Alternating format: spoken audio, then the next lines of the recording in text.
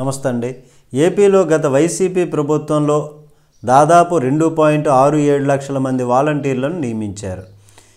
వీరు ప్రతి 50 ఏళ్లకు ఒకరు చెప్పున వివిధ సంక్షేమ పథకాలు అలాగే పెన్షన్లు ఇంటింటికి తీసుకువెళ్ళటం, సర్టిఫికేట్స్ ఇట్లాంటివన్నీ కూడా వీరి ద్వారా ప్రభుత్వానికి అలాగే ప్రజలకు మధ్య వారధిలాగా పనిచేశారు. ఇది చాలా మంచి వ్యవస్థ, ఎవరు కూడా కాదనలేనటువంటిది, తప్పు పట్టనటువంటి వ్యవస్థ ఇది.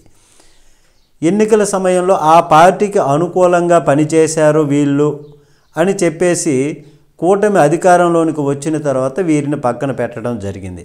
అయితే గత ఎన్నికల సమయంలో వారికి ఇచ్చేటటువంటి జీతము 10,000కు నెలకి పెంచుతూ కొనసాగిస్తామని చెప్పి హామీ ఇచ్చినటువంటి ఈ ప్రభుత్వం మాట తప్పింది. ఇప్పుడు లేని వాలంటీర్ వ్యవస్థకు జీతాలు ఎలా ఇస్తామని, లేని పిల్లాడికి పేరు ఎలా పెడతామంటూ మంత్రి డోలా బాలవీర ఆంజనేయ స్వామి చేసినటువంటి ప్రకటన వాలంటీర్లకు కోలుకోలేని దెబ్బ తగిలింది అని చెప్పొచ్చు.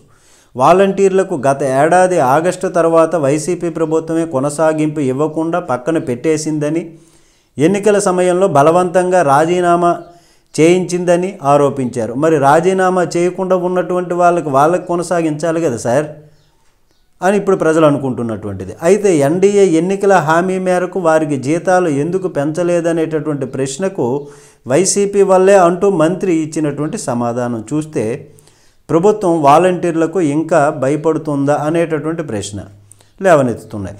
తమను గెలిపిస్తే వాలంటీర్లకు జీతం రెట్టింపు చేసి మరీ కొనసాగిస్తామని హామీ ఇచ్చి గెలిచినటువంటి తెలుగుదేశం కూటమి అధికారంలోనికి వచ్చిన తర్వాత మాత్రం వారిని పక్కన పెట్టేసింది. చంద్రబాబు నేతృత్వంలో కూటమి ప్రభుత్వం వాలంటీర్లపై మాట మార్చేసింది. ఇది మోసం అనుకోవాలా, వాలంటీర్లకు ప్రయోజనం అనుకోవాలా? లేని వాలంటీర్లకు జీతాలు ఎలా ఇస్తామని ప్రశ్నిస్తోంది ఇప్పుడు తిరిగి. మరి అప్పుడు ఎన్నికల ముందు హామీ ఎందుకు ఇచ్చారు? అప్పుడు తెలియదా? అప్పుడు ఇన్ని సంవత్సరాలు 40 సంవత్సరాలు రాజకీయ చరిత్ర కలిగి రాజకీయ నాలెడ్జ్ కలిగినటువంటి వాళ్ళకి తెలియదా?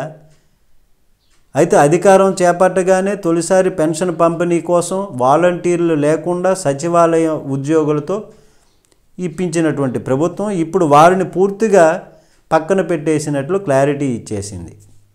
అయితే వాలంటీర్ల విషయంలో ఎన్ని విమర్శలు ఉన్నా రాష్ట్రంలో పలు సంక్షేమ పథకాలు అందేలాగా చూడటంలో వారి పాత్ర ఎంతో కీలకమని చెప్పుకోవచ్చు.